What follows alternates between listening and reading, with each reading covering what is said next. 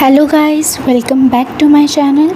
इसमें हम क्लेविकल का सेकंड पार्ट डिस्कस करने वाले हैं, जो कि है फ्रैक्चर ऑफ क्लेविकल।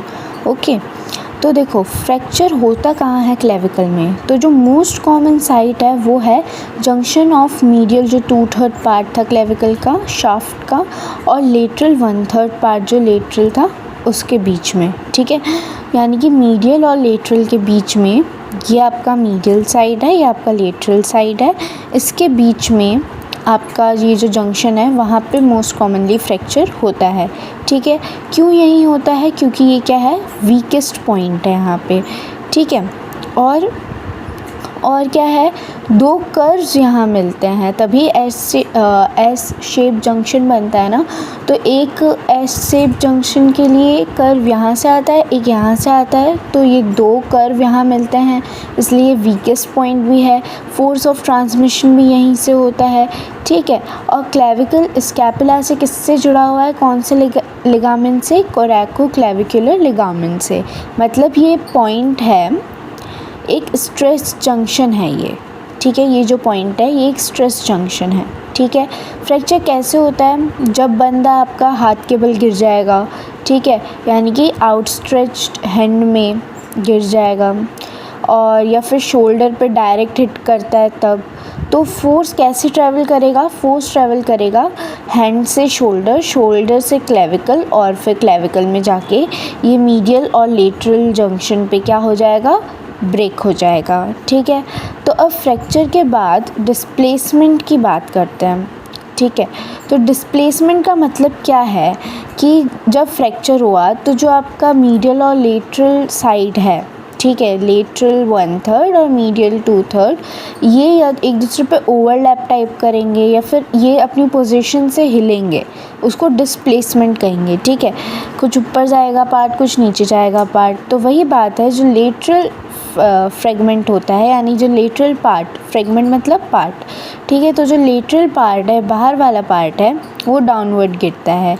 ठीक है, और जो आपका मीडियल, इसका रीज़न क्या है सबसे पहले देख लेते हैं। इसका रीज़न ये है कि अपर लिम्ब का वेट बहुत ज़्यादा होता है, ट्रेपेजियस अकेला सपोर्ट नहीं कर पाता, मीडियली पुल होता है, और इसकी मसल्स दिखाई गई हैं, टेरेस मेजर, लेटिसिमस डॉर्सी, ये शोल्डर अडक्टर्स हैं। इसका रिज़ल्ट क्या होगा कि जो आपका लेटरल फ्रेगमेंट है, लेटरल साइड है क्लेविकल का, वो नीचे और अंदर की तरफ शिफ्ट हो जाएगा। देखो अब ये मैं पूरा समझा देती हूँ कि ये लेटरल नीचे क्यों गिरता है। लेटरल इसलिए नीचे गिरता है क्योंकि यहाँ पे ग्रेविटी एक तो काम कर रही है, ठीक है, और यहाँ पे जो अपना आर्म है उसमें भी कुछ वेट है। ठीक है, और साथ ही साथ इसकी जो मसल्स हैं वो इसको खींच रही हैं नीचे। अपन ने नीचे देखा भी कौन सी मसल्स खींच रही हैं, और यहाँ पे एक ट्रेपेजियस मसल ही है जो इसे ऊपर रखने का काम कर रही है, वो एक अकेली मसल सपोर्ट नहीं कर पाती है। ठीक है, तो कौन पुल कर रही है, कौन सी मसल? टेरेस मेजर, लेटिसिमस डॉर्सी, ये वाली मसल्स। ठीक है, इसलिए ये नीचे और अंदर की तरफ शिफ्ट हो जाएगा। जो मीडियल फ्रेगमेंट है, यानी कि जो अंदर वाला पार्ट है अब, ठीक है, वो ऊपर उठ जाता है। ठीक है, बाय कौन सी मसल? स्टर्नोक्लीडोमास्टोइड मसल, SCM, ये थोड़ा एलिवेट हो जाएगा। मतलब इसका मतलब समझो, अब ये वाला जो है ना, ये ऊपर उठ जाएगा, ये वाला जो पार्ट है मीडियल पार्ट, ये ऊपर उठ जाएगा। आपकी कौन सी मसल से अभी हमने बात करी है, कौन सी मसल के थ्रू ऊपर उठ जाएगा?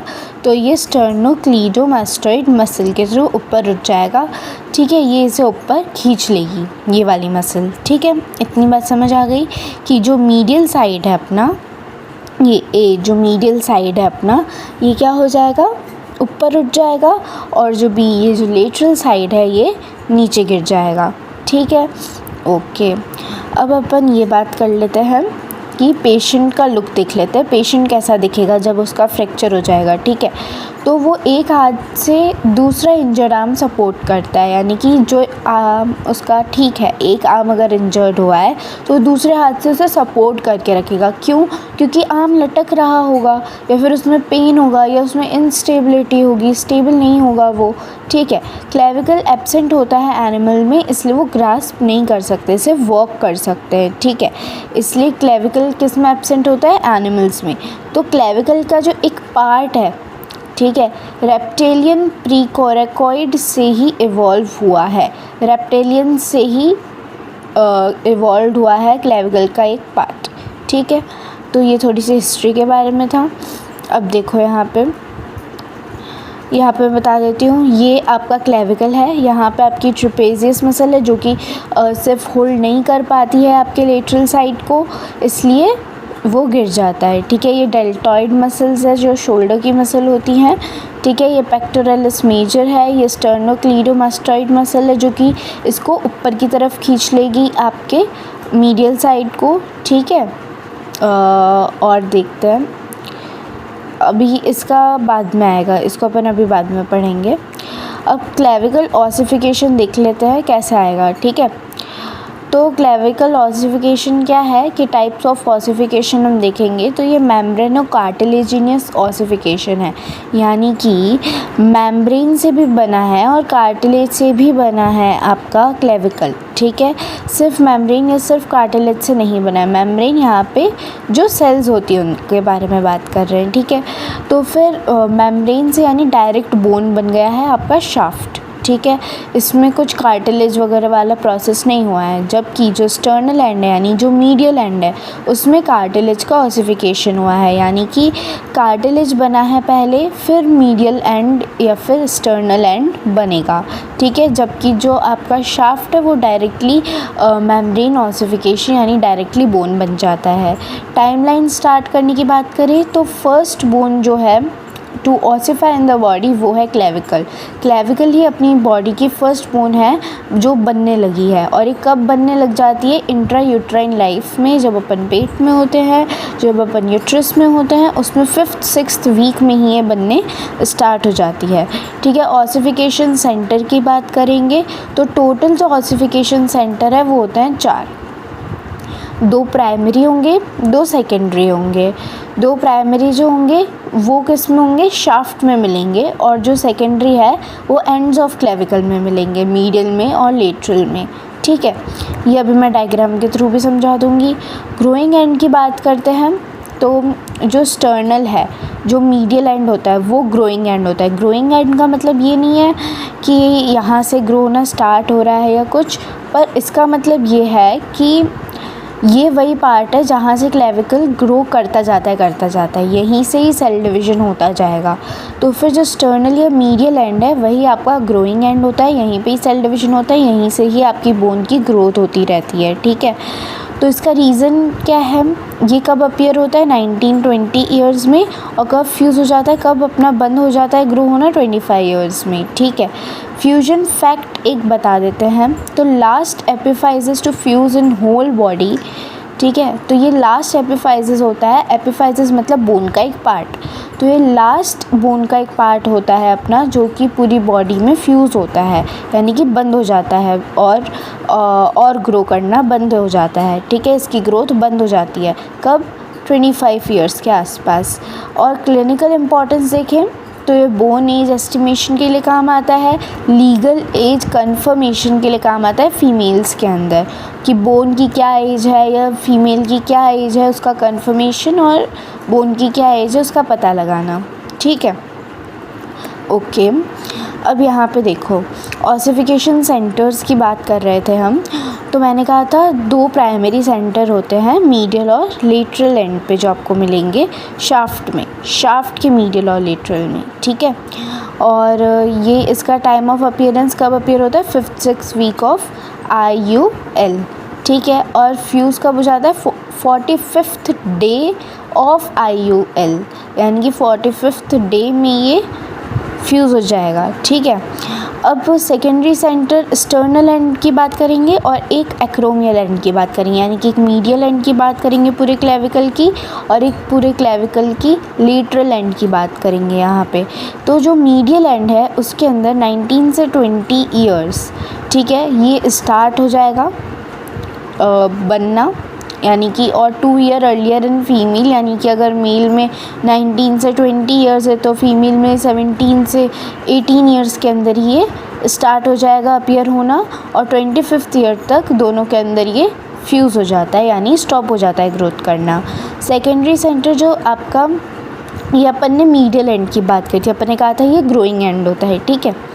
अब एक्रोमियल एंड जो कि ओकेजनल होता है, यानी कि जो लेटरल एंड होता है वो 20th ईयर में अपीयर होगा, ठीक है, और इमिडिएटली फ्यूज़ हो जाएगा। 20th ईयर में अपीयर होगा और इमिडिएटली फ्यूज़ हो जाता है ये, ठीक है। मतलब उसी ईयर में फ्यूज़ भी हो जाएगा। अब यहाँ पर देखो ऑसिफिकेशन कैसे होता है।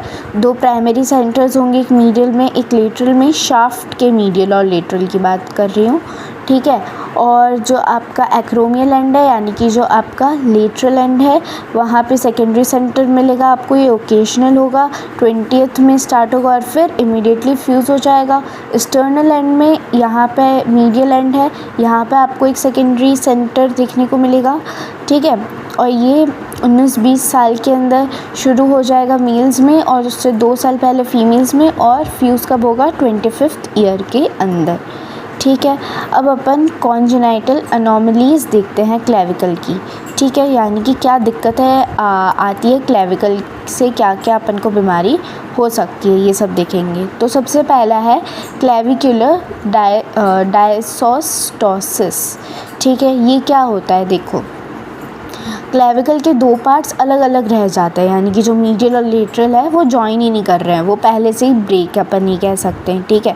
क्यों? क्योंकि 2 प्राइमरी ऑसिफिकेशन सेंटर फ्यूज़ ही नहीं कर रहे। 2 अपन ने ऑसिफिकेशन सेंटर पढ़ा, अभी अपन ने यहाँ पर देखा था, ठीक है, अभी अपन ने यहाँ पे देखा था कि 2 प्राइमरी ऑसिफिकेशन सेंटर है, ये एक दूसरे से फ्यूज़ करते हैं, ठीक है, बट ये फ्यूज़ ही नहीं कर रहे हैं, अब ये फ्यूज़ नहीं कर रहे हैं, ठीक है। तो फिर क्या होगा, अब ये फ्यूज़ ही नहीं कर रहे हैं, यानी कि एक दूसरे से जुड़े हुए ही नहीं है, तो समझने का शॉर्टकट आप भी कह सकते हो, बोन तो बनी है पर बीच में उनका रिश्ता नहीं बना, एक फ़नी वे में है। या फिर आप ऐसे कह सकते हो बोन बनी है बट बीच में वो कुछ उसके गैप रह गया है, ठीक है। तो क्लेविकल गैप के साथ प्रेजेंट होती है, प्रॉपरली कंटिन्यूटी में नहीं होती है इसके अंदर। किसके अंदर? क्लेविकुलर डायसोस्टोसिस के अंदर। अब देखो अपन ये पढ़ते हैं क्लीडोक्रेनियल डायसोस्टोसिस। ये क्या होता है? जब क्लेविकल पार्शली या कम्प्लीटली एब्सेंट होती है, ठीक है, इसमें क्लेविकल या तो पार्शली या थोड़ी सी या पूरी ही एब्सेंट हो जाएगी। साथ में क्या प्रॉब्लम होती है? तो स्कल बोन्स की ऑसिफिकेशन भी डिफेक्टिव हो जाती है, क्योंकि क्लेविकल पार्शली या कम्प्लीटली ही एब्सेंट है, तो स्कल की जो है उसकी भी थोड़ा ऑसिफिकेशन डिस्टर्ब हो जाएगा, डिफेक्टिव हो जाएगा। तो इसके समझने का शॉर्टकट है, क्लेविकल भी गायब है और स्कल भी वीक हो गया है, ठीक है। इम्पॉर्टेंट फीचर क्या है इसका कि शोल्डर को बहुत ज़्यादा अंदर ला सकता है, ये हाइपर मोबाइल है ये, क्योंकि क्लेविकल ही नहीं तो शोल्डर अंदर चला जाएगा, क्योंकि क्लेविकल प्रॉपर नहीं बनी है। तो आई होप ये दोनों डायसोस्टोसिस आपको समझ आ गए होंगे। इसके अंदर तो क्लेविकल के बीच में गैप रह गया है और इसमें क्लेविकल पार्शली या कम्प्लीटली इनकम्प्लीट ही रह गई है, यानी एब्सेंट ही रह गई है।